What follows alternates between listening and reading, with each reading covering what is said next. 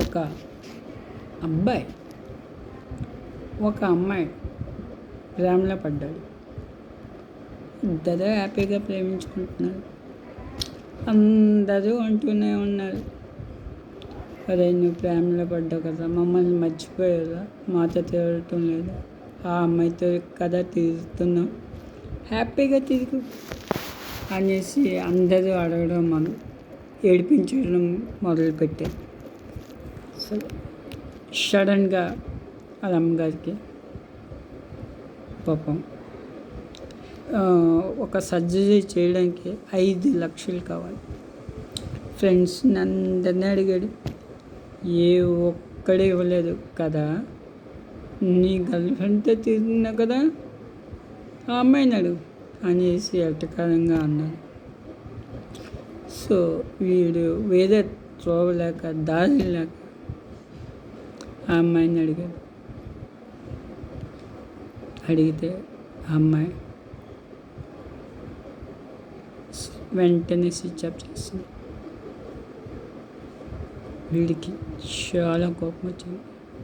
సరేలే ఎందుకు switch off అయిపోయిందో అనేసి మళ్ళీ తర్వాత ఒక గంట తర్వాత మళ్ళీ ఫోన్ చేశాడు. ఫోన్ నుంచి రిప్లై రాలేదు. మళ్ళీ ఒక గంట తర్వాత ఫోన్ చేశాడు, రిప్లై రాలేదు.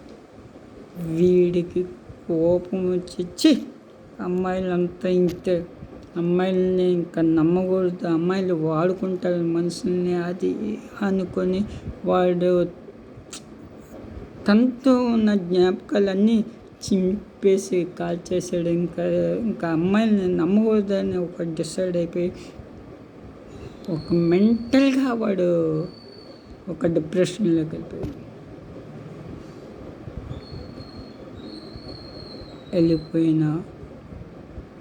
వెళ్ళిపోయాడు. ఆ అమ్మాయి పరిగెట్టుకుంటూ వచ్చింది.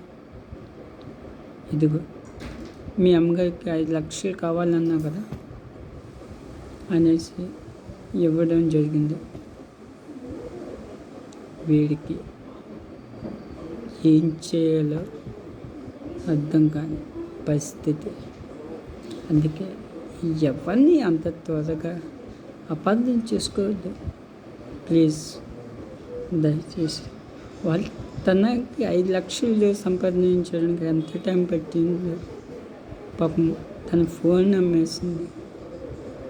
చూసారా, ఎవరిని అబద్ధం చేసుకోవద్దు. దయచేసి ఒక్క క్షణం అర్థం చేసుకుంటే చాలు.